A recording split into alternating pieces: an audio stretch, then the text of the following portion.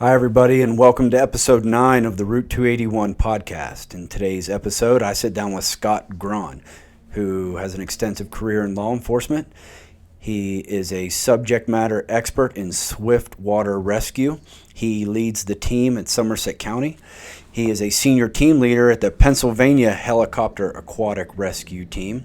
His enthusiasm for service and volunteering is infectious, and we are thankful to get to spend time with him and get to know him a little bit better.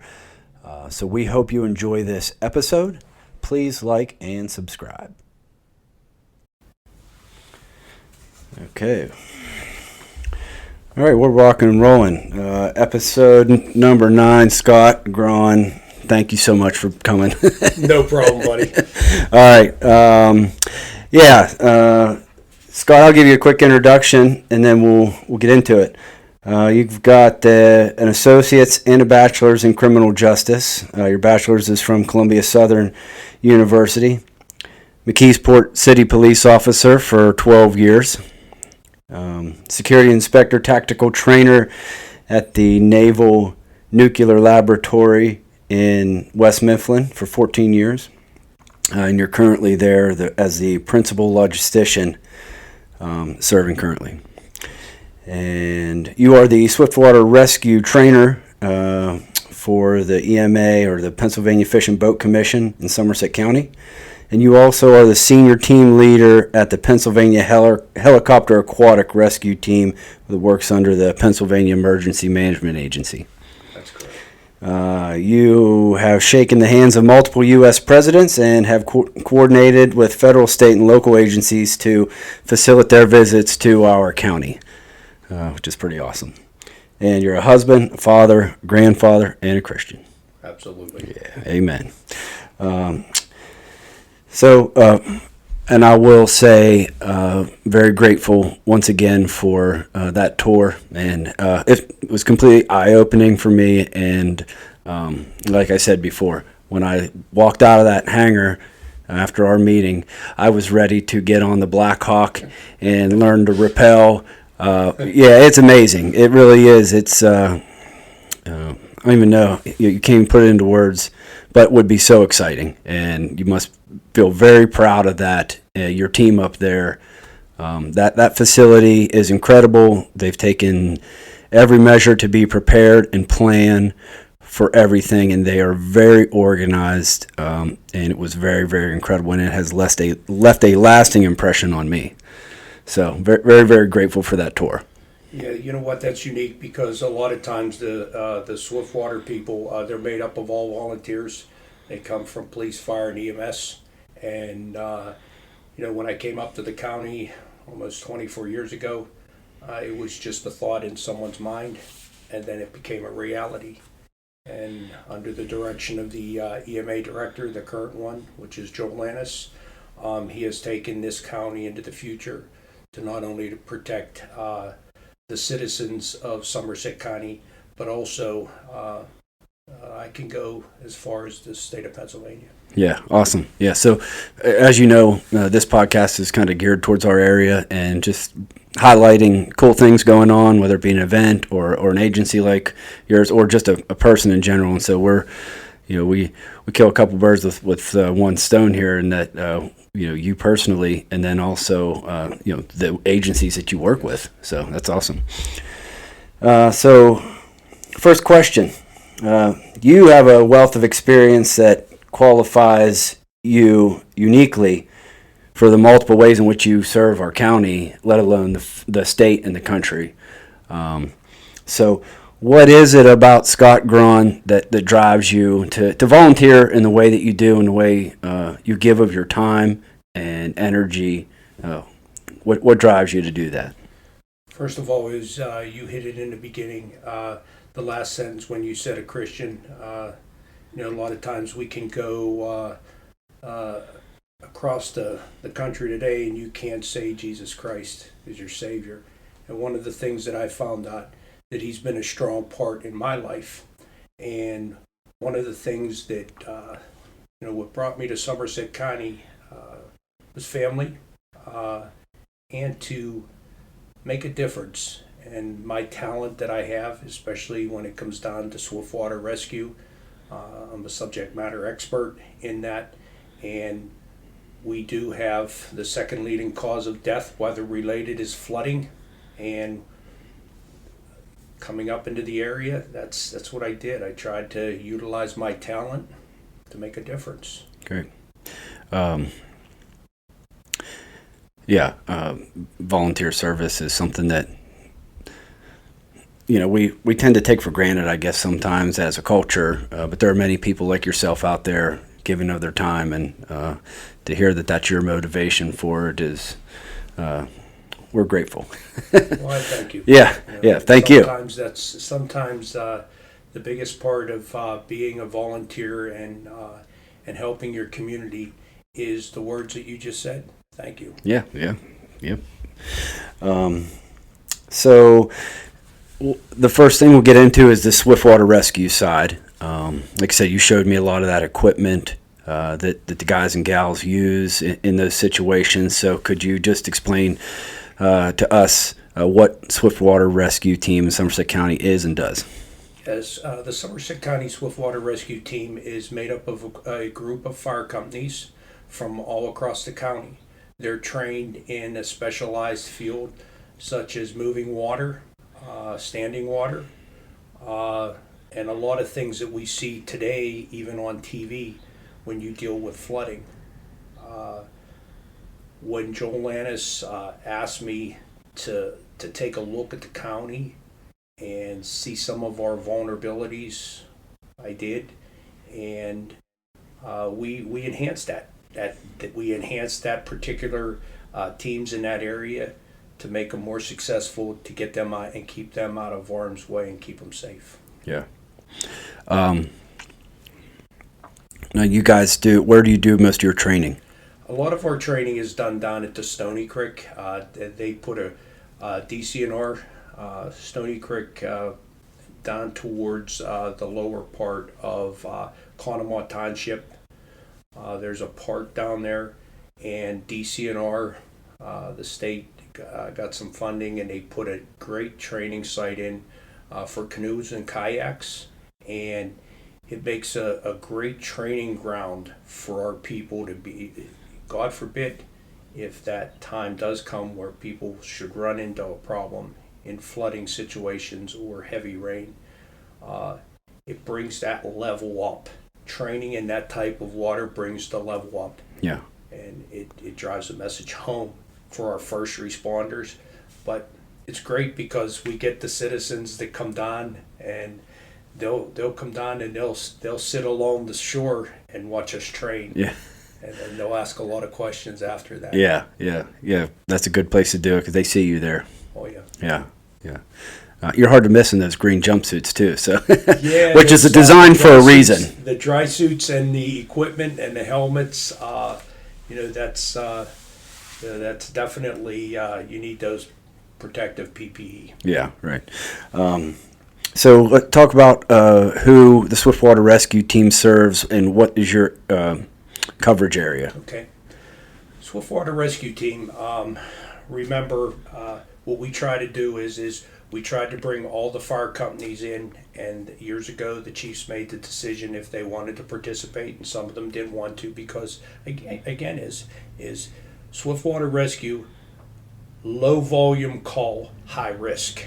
So when you take a look at that, that department says, hey, I may want to focus more on vehicle rescue and not water. And then you had some fire departments jump right into it.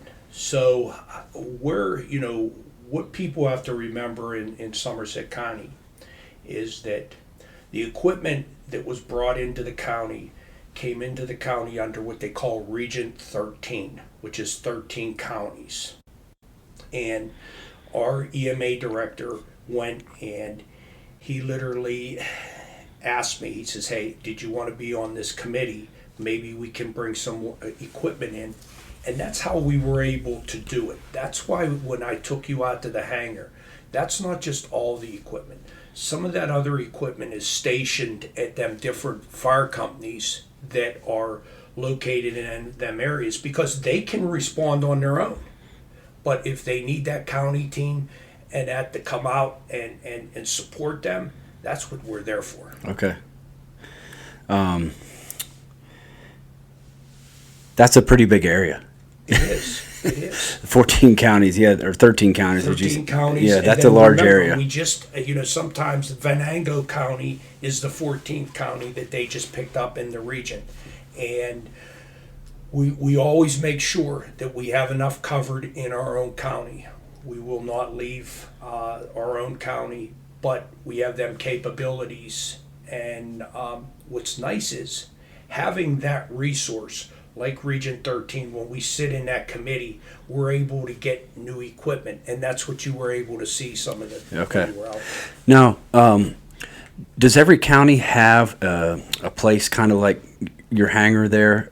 Yes. Or is that really the spearhead of the operation? No, each one of the county made a decision where they wanted to move some of their equipment around to. Westmoreland, same concept. You go to these Cambria County, move some of their equipment out to their fire companies, same concept. We went, and at the time, we didn't have a lot of people that wanted to be involved. Mm-hmm. And then all of a sudden, as you started to see some of the flooding that we have, everyone thinks it doesn't flood up in the mountains. Right. Well, guess what? Yeah. It floods in the mountains. Yeah, we've seen that, yeah. So are you dispatched very similar to the fire department, or how does your dispatch work? Yeah, same concept. It goes into the county 911. That local fire company, they respond to that area. And once they respond to that area, then they'll start mutual aid departments in, and then what they'll do is they'll 670, which is the county's, they'll dispatch that county team, and then everyone moves and starts moving to that location. Right, and that's why it's important to have somebody from each fire department trained in That's that. correct. So you have a first responder that's familiar with the training. Absolutely. Yeah. That's what you want, because nowadays these flash floodings that we're getting is just unbelievable. Yeah. And that's what I was gonna share something with you. What I wanted to do is this is a device. I'm not promoting anything. It's called a Rescue Me tool. Yeah. What I want to do is I want to make sure that God forbid you should never drive through flooded roadways, but if you do, a lot of times the cars that we drive in today's world, they're like coffins. When you get in them, you start it up. What's it tell you to do? Put your seatbelt on. When you turn the key, what's it do? When you put it in gear, it locks the doors. And then when you get into flooded roadways, guess what happens? The batteries go out and you can't get out of your car. So what I'm going to do is this is something here that is a device you push up against the window. It breaks the window. There's a piece on the inside you pull and it cuts the seatbelt. And then you need to get to the roof of the car, especially if you're in flooded roadways and you're going to wait for the first responders to get there. It may be too late. You got to get outside the car and get to the roof. And what I want to present you to here's with one of the water rescue patches, so you can keep that. And that's for you. Thank you very much. I appreciate that. Yeah, we'll put this up here with my stuff. There you go. I'll add that to the collection, and I will see that my wife carries this in her vehicle. Absolutely. Yeah, everybody should have one of these. Yeah, it's a Rescue Me. Yeah, cool. Thank you so much. No problem. While we're doing it, here's the Route 281 podcast hat. These are for guests. Okay. So see somebody wearing that hat, you're in good company. You know where it came from. That's great. I appreciate And that. also a sticker for your locker up There there. you go. I appreciate that too, Tim. Slap that on the Blackhawk. I will. There you go. I'll get a picture for you. Yeah, there you go. Great. That'd be awesome. I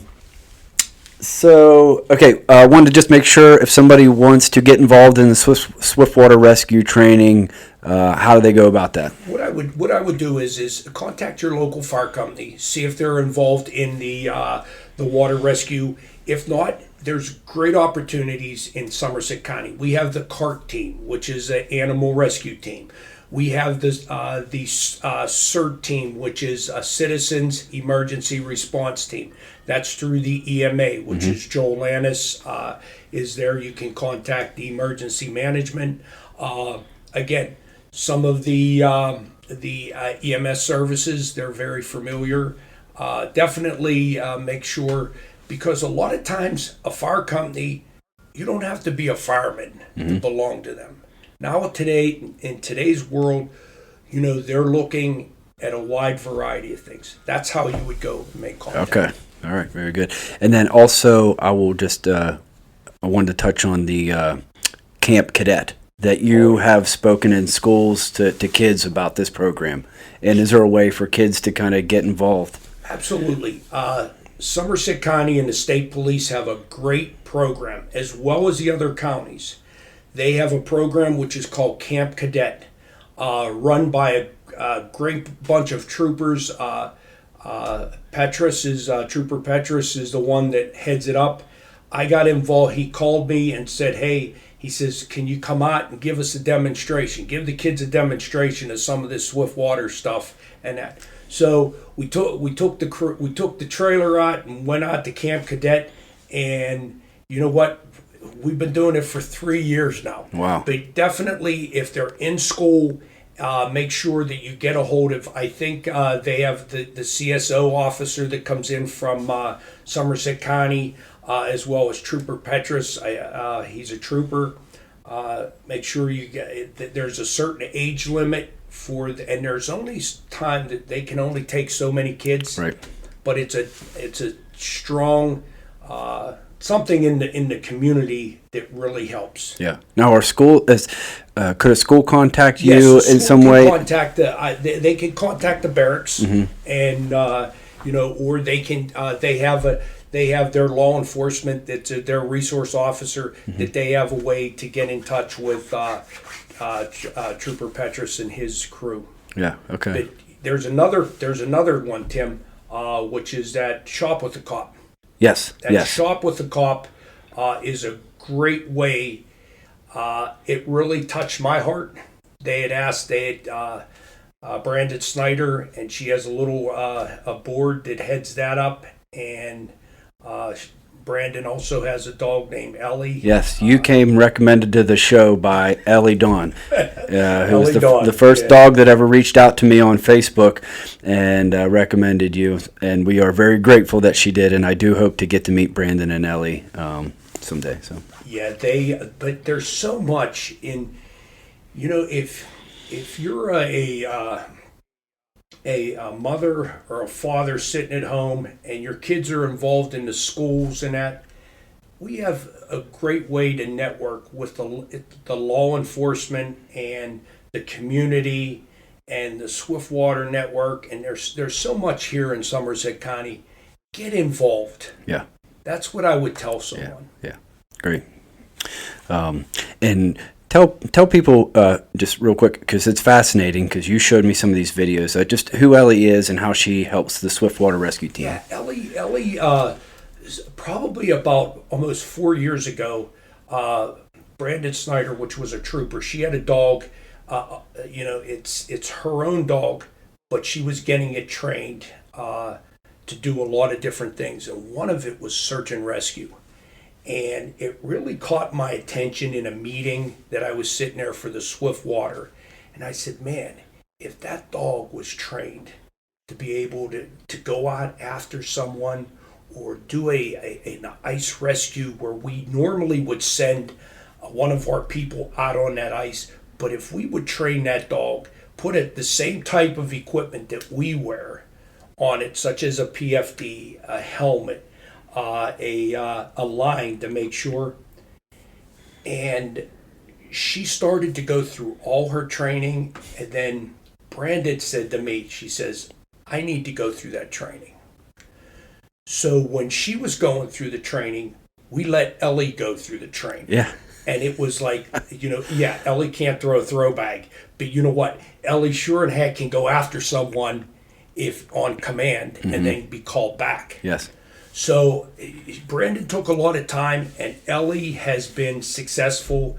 If you ever get a chance, there's a lot of times the Somerset County EMA puts out a flyer that tells you everything that's going on in the county and you'll see we have ice rescue exercises. Yes.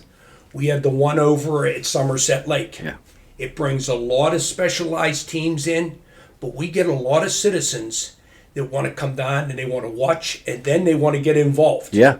And that's one of the reasons why I'm sitting here with you. Yes. Because the volunteer service is dying. Yeah. And if we in Somerset County want to continue to move forward, be like Ellie. Yeah.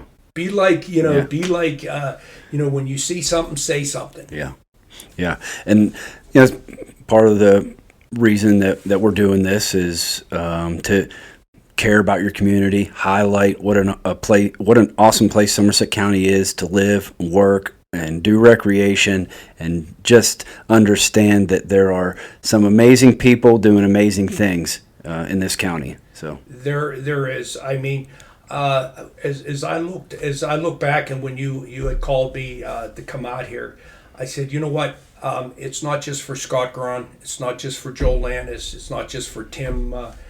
Tim invited me on the show, but it's to tell people, hey, you know what? We have you said it. We have a great place that you could call your home. yes. Yeah. And that's what makes a difference. Yep. And I enjoy it up here, and it's so important that other people see that. Yes. Yeah. And the Don't. enthusiasm. Yep. Don't just be at your spot on Google Maps. You have a great group of people around you. Get to know them and what they're doing, and the things that people are doing that are actually serving you, and volunteering to rescue and fight your fires and do this type of things. Absolutely.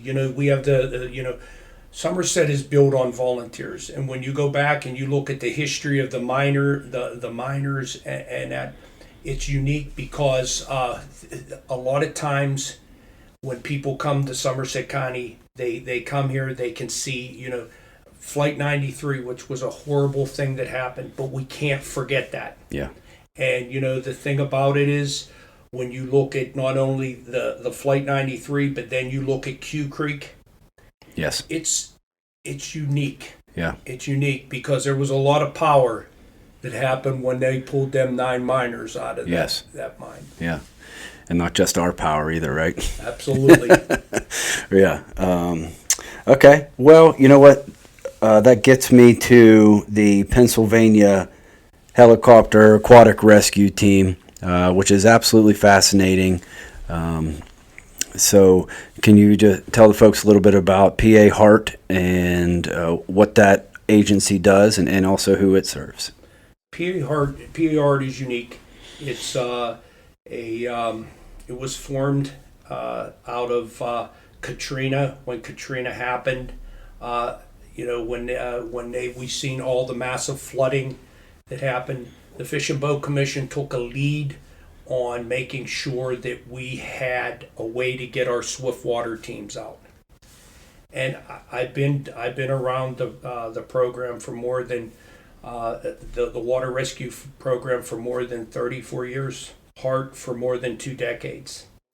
HART now is managed by the Pennsylvania Emergency Management, which was Director Patfield, and I fall in line as what they call the strike team leader, which is under Director Davis, which is in external operations, and we support the counties. When the counties like Joel Landis would call and they would need an aircraft, what we would do is we have such a working relationship with the Army National Guard. We work with them on a monthly basis and train. And you know what? A lot of it you'll see up here in Somerset County, where the Guard is training out at the airport. The Guard is training. You're in one of the flight paths that go over your house. Yes. So they go down to Conneldsville. They train, and HART benefits from that because it's a win-win. where when they're flying, we get to fly. When we get to do some of the things such as the hoisting operations, that just wasn't made up. There was policies, procedures to put civilians on military aircrafts. But the greatest part about that is that we have that almost in our own backyard. Mm-hmm. And we do a lot of exercises out at Somerset Lake. We do some exercises down in the confluence area and all around Somerset. The thing that I want to put my point across is when we do exercises and we may be flying over your house, understand one thing is when those aircrafts are up, that's a sound of freedom that you hear. It's not just a noise in the sky. And not only do we get the benefit from it, but a county gets the benefit from it. A nation gets the benefit from it. And there's a lot of lives that are saved by them airframes. Right. Yeah. Absolutely. So what's the situation in our area where that might be used? A great opportunity is we had an incident in 2017. HART was in operations. That was our first call. We've been training since 2004, 2006, 2008. The first call came for HART. It was between Cambria and Blair County. Hunter fell out of the woods. It would take that fire company more than 4.5 hours to get, not only to get to the victim, but to get him out. When that call went out, that emergency manager down there in that local fire company made a decision. Yeah. They needed a hoist-capable aircraft. Wow. To get that individual that out. gives me chills. And what occurred was that pager, my phone went off, and it so happens it was a Friday. And I remember that, and they said, we got a mission. And I said, they said the aircraft will be ready on the tarmac.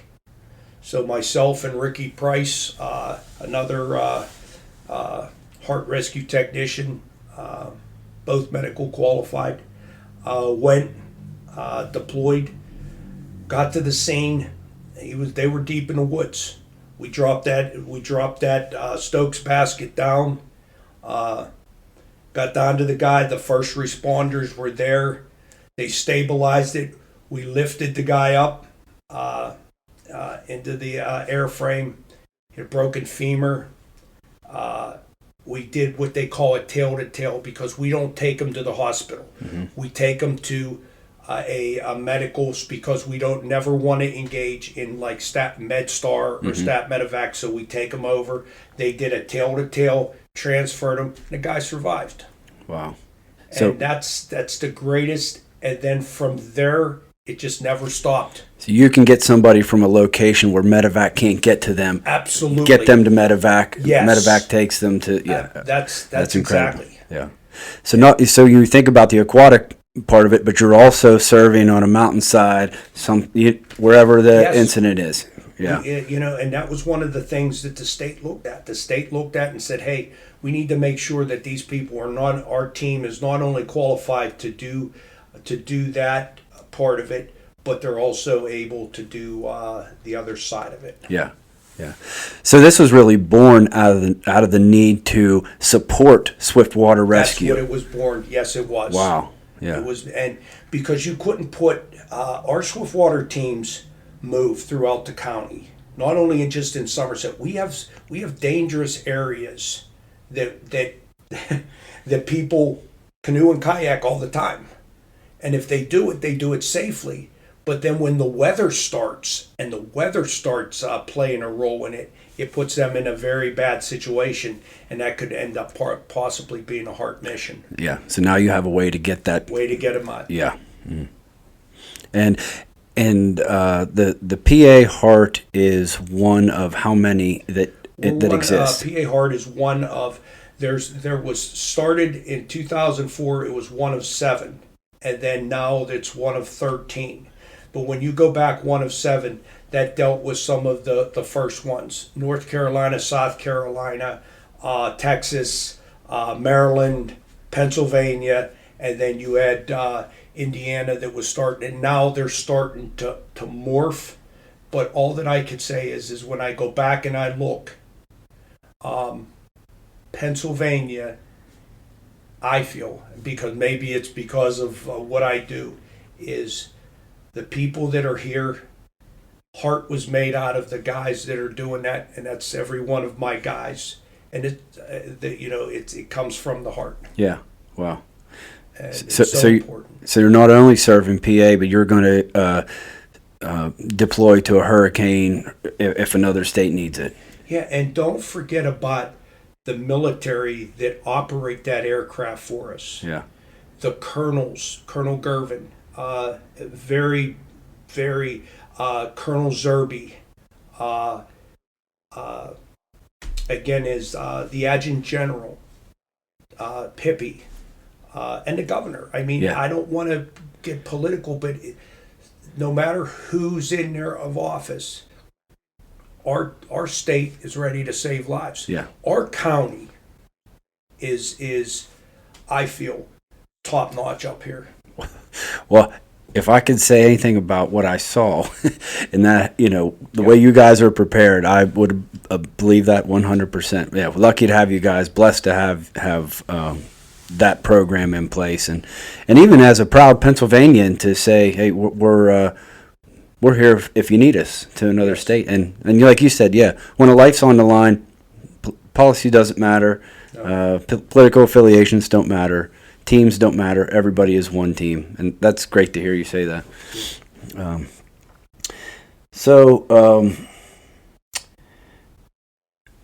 How can somebody be a part of the PAHART, and explain how that? You said you work with the military, and also you put civilians on that aircraft. What's that relationship like?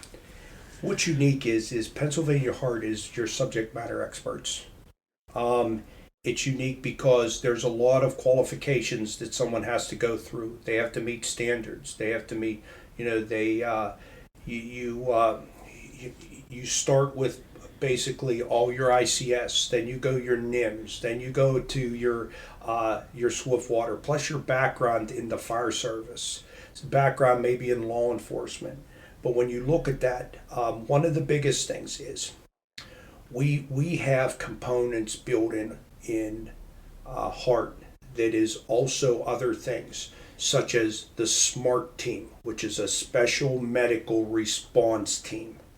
What they do is they actually help Heart, because if we come in and train in an area, we can't drain that fire and EMS, but we have a component built in there that we can come to an area and say, hey, we have a SMART unit that literally will handle and work with you in case something happens to us during training that's not going to drain that medical. So there's a whole bunch of opportunities out there that leads you to Heart.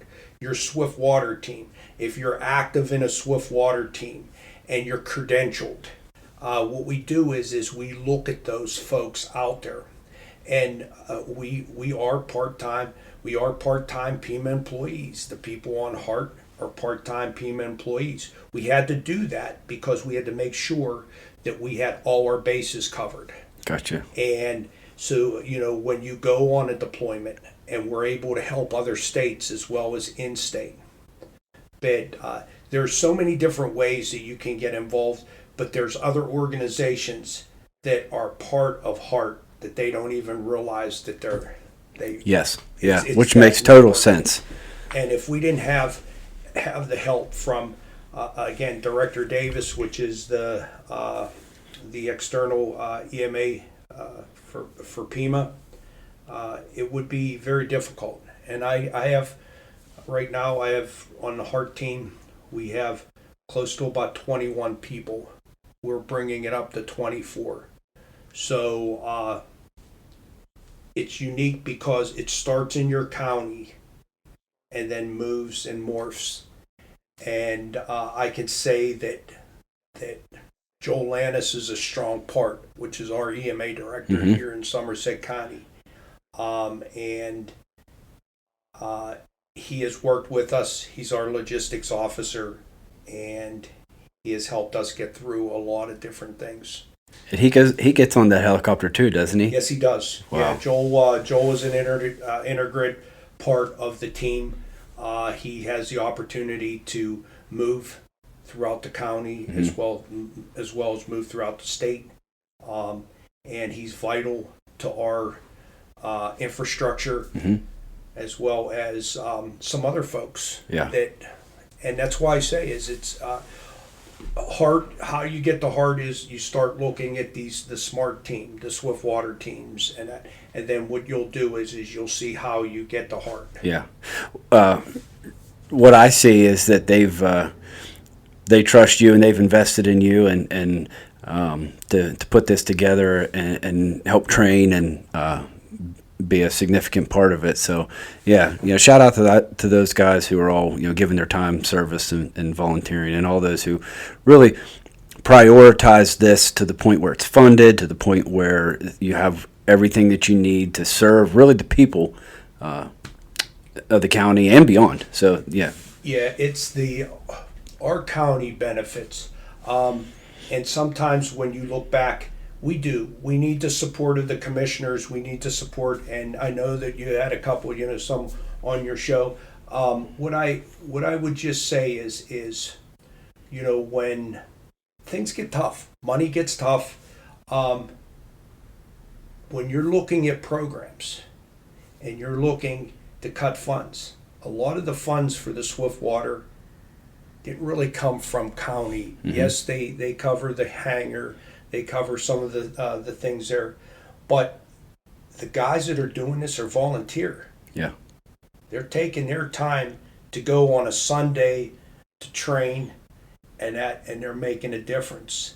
And that's where I look, especially here up in the county, for the future. Yes, because we need them volunteers to still help, and don't forget about it. Yeah, we need people in the pipeline. Yes, absolutely. Yep, in all aspects. So yeah, you touched a little bit about on how these agencies are funded. Some county funding, state, and some federal funding also. Yes, they're the way being involved in Region 13 has made us on the water side of it as well as the hazmat side of it successful. Yeah. You have to put the right people in there, so this way they understand how government works, but they don't get sucked into that vacuum. Yeah. Because you can understand how government, I always say, I joke with Joel all the time. I said, Joel, I'm a volunteer, buddy. If you want to fire me, you can fire me at any time. Yep. But, we've worked through, we had several incidents, Queen Mahoning Dam, where when we go through the equipment that we need, we put into Region 13 because it's a big committee, and we request different pieces of equipment. Years ago, when the young gentleman's name is Dumick, that drowned at the Queen Mahoning Dam, the family, God bless them, and my heart goes out to their son. But he impacted not only just our county Swiftwater Rescue Team, but he impacted where we had to do something better. The equipment that we had to call in from another state to bring this particular sonar in that we needed. But they came in, they helped us, and we were able to put closure to that family. What did he help? And even though he was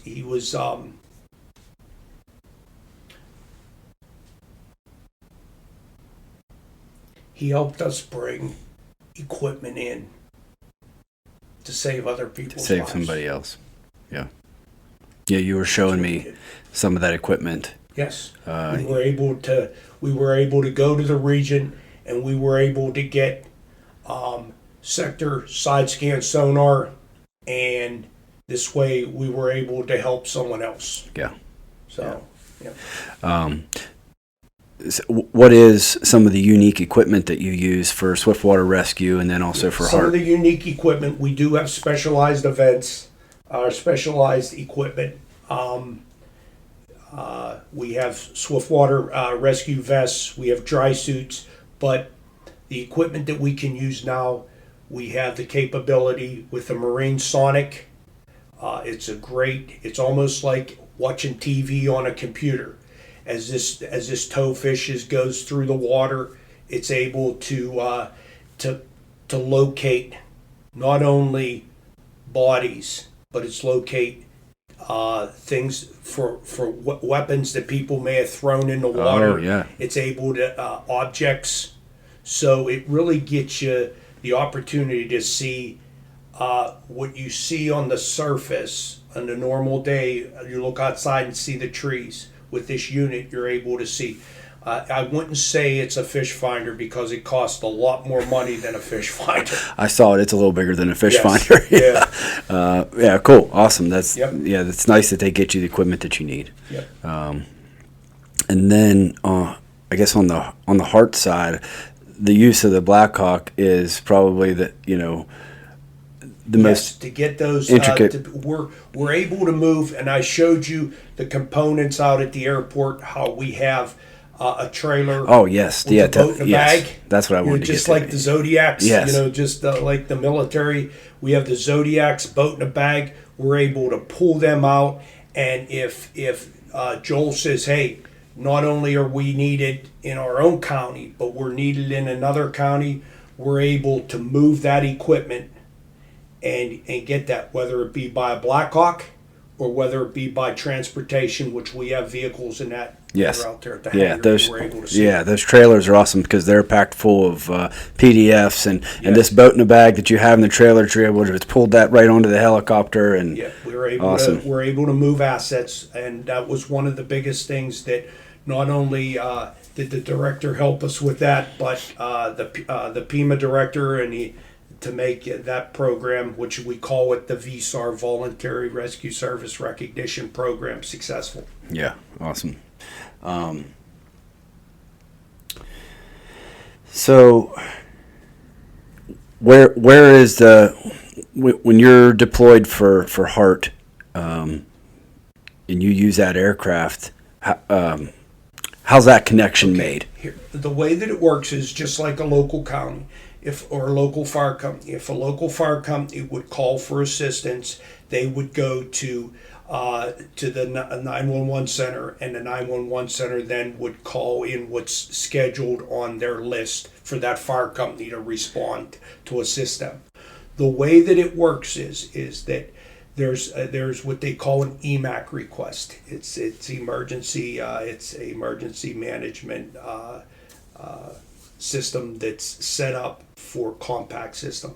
That when the state of North Carolina or South Carolina calls Pennsylvania, or it comes up on the screen that they need a Blackhawk with rescue technicians, then what would happen is our phones would go off, we would be activated, and we would put together that team, and we would move by ground as well as by air to a staging area. And most likely that's on a military base. Yeah.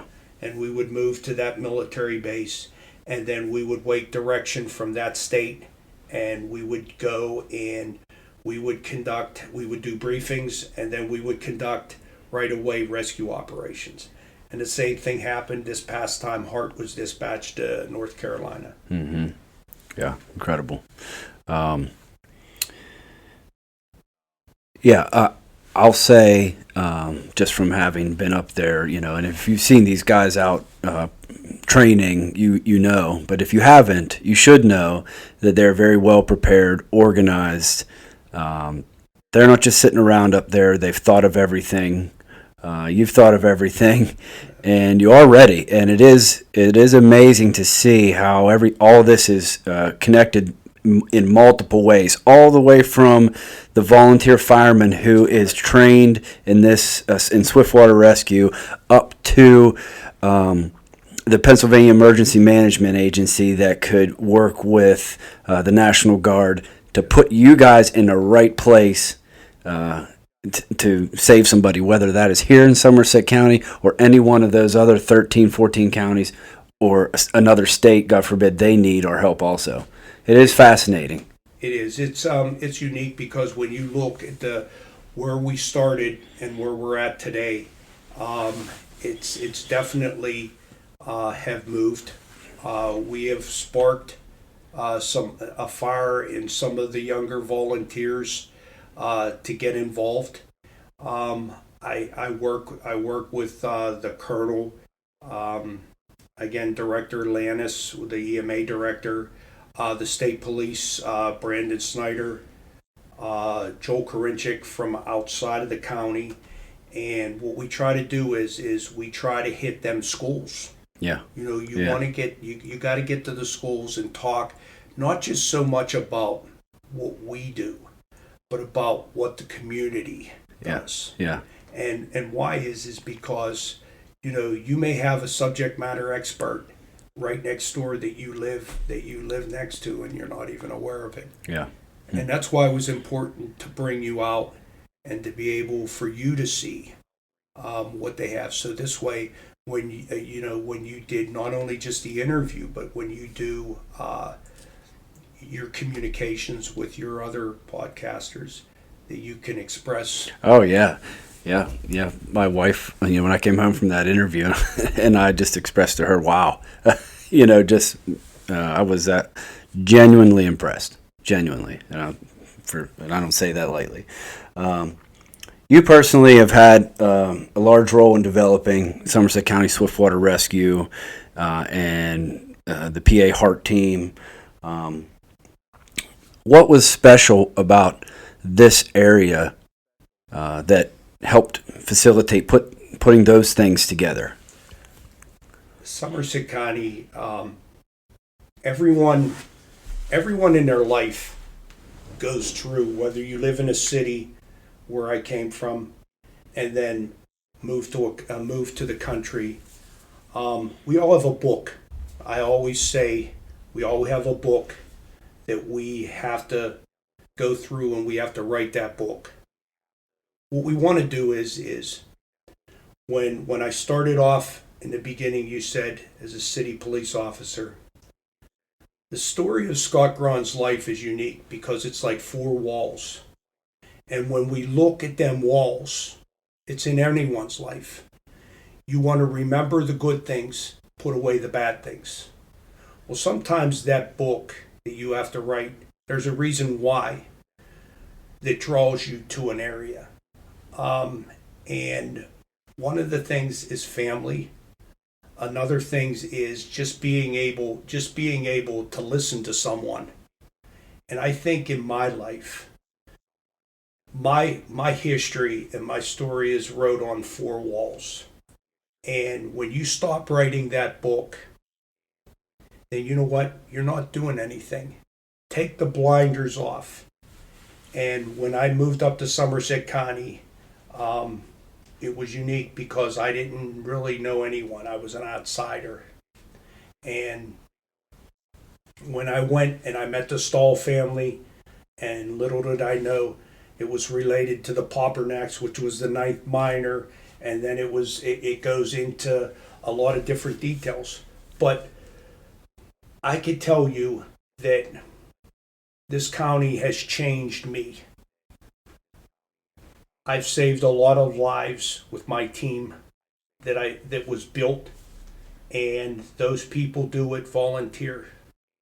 There's a lot of times people can sit at home and listen and not do anything, but you have to take them blinders off and realize that there's always something for you to do, just like Scott Grahn did. Yeah. And I have a loving wife and family that supports me in doing what I do. The dangers, people say it's dangerous. It's dangerous. Everyone here, but you know what? What mitigates danger is training. And what Scott Grahn has done is planning saves time, money, and lives. Making a difference is coming out and talking to people like you, Tim, and understanding that there are good people out there. Yeah. And I could say this, that Somerset County always has a part in my heart, just like the program that was built. And I just wish that people out there that are your listeners would take them blinders off and look and get involved. Yeah. It's a good opportunity for somebody who wants to be involved, who is adventurous. You like being around these types of things. You're helpful. Maybe you have an interest in an EMA or being in the fire department. This is another avenue to be involved in your community, and I would say it would be a very exciting one. Rewarding, selfless also. It is. Yeah. It is. And I can say, people, no matter what you do, if you remember one thing, is there's enough bad in today's world. Do something good. Yeah. And never question why. Amen. Well, I would just close with this. Is there an area within those 13 or 14 counties in which our swiftwater rescue team would deploy that is a place that people might want to have on their radar as far as flash flooding or a potential for danger in which they might see you guys? Yeah, one of the biggest things that I want the folks to take away is get used to the weather radios. You have phones, you have apps. Make sure that you program them phones, apps in for flash flooding, for just being in the local area. There's something out there. I think it's called Pulse Point. It gives you a bunch of information that is going on just at the dispatch centers. It's amazing because everyone says, "Well, I don't want to listen to this," but I'm going to tell you something. Is the storms are getting worse. I've seen it. Mm-hmm. My teams that was down in North Carolina seen it. What I could tell you is we in Somerset County need to be prepared and will be prepared. And that's where it's involving a community, because you don't want to be caught behind the eight ball. You always want to make sure that that you move forward. Have them weather radios on. Make sure you alert your family. If you go boating, make sure you wear a PFD. Maybe because we're in the boating season, make sure you wear a PFD. Make sure you have a plan that when you leave, everyone's coming back with you.